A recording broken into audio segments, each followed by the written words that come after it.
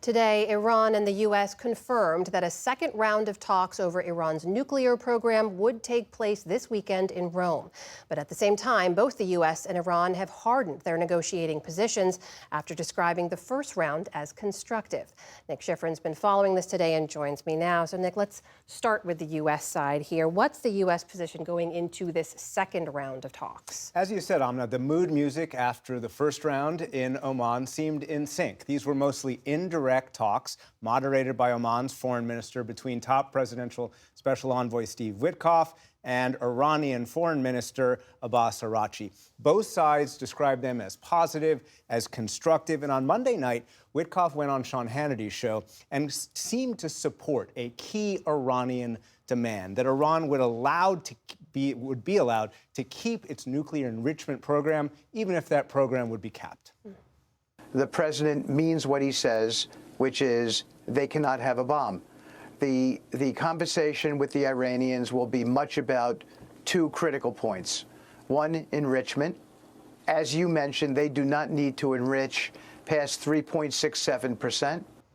Recall, Ahmed, that is the number from the 2015 Iranian nuclear deal, also known as JCPOA. It capped Iranian enrichment at 3.67%, a number related to the core of Iran's reactor. It also capped Iran's nuclear enrichment stockpile, and it guaranteed more access to Iranian facilities in exchange for sanctions relief on Iran. Today, 7 years after the U.S. withdrew, Iran enriches up to 60%. That is a small step away from weapons grade and has a total enrichment stockpile that is 25 times what it was 10 years ago. But President Trump and his allies have long criticized the JCPOA because the caps on Iran's program expired after a number of years, and the deal allowed Iran to keep that enrichment program. And that comes to where the U.S. is hardening its position just in the last day. Just hours after that Hannity interview, after a Situation Room meeting with President Trump, Witkoff posted this statement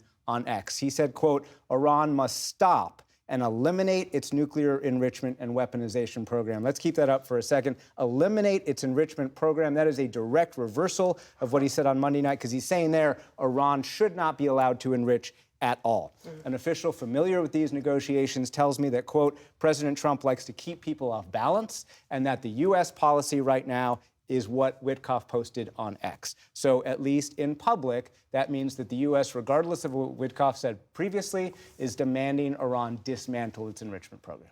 So mixed messages there from the U.S. Where does all of that leave Iran?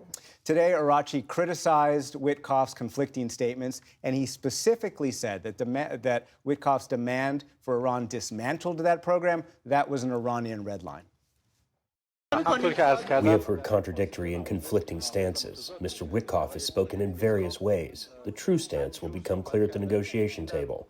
What is certain is that Iran's enrichment is a real, accepted, and a factual matter, and we are prepared to build confidence regarding potential concerns, but the principle of enrichment is non-negotiable.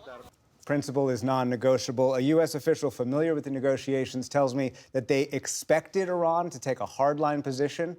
Quote, "This is a negotiation. This is how it works." They expect those hardline positions on every aspect of what the United States is going to prioritize in these talks. Iranian enrichment, on whether the caps on Iran's program are permanent or whether they sunset, as they did under JCPOA, and the discussion about Iranian missiles. Iran's missile program, the largest in the Middle East, twice used to hit Israel in the last year. Witkoff says they are part of these negotiations. All right. Nick Schifrin, thanks as always for your reporting. Thank you.